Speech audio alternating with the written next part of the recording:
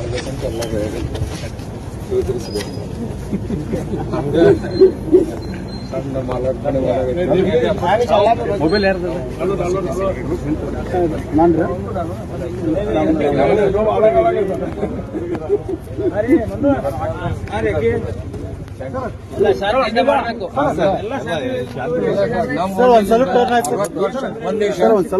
ಅರವತ್ತು ವರ್ಷ ಆಯ್ತು ಸರ್. 60 ವರ್ಷದಿಂದ ಇಲ್ಲಿಂದ ಒಂದು ದಿವಸ ಯಾವ್ದು ಗಟ್ಟಿ ಆಗಿಲ್ಲ.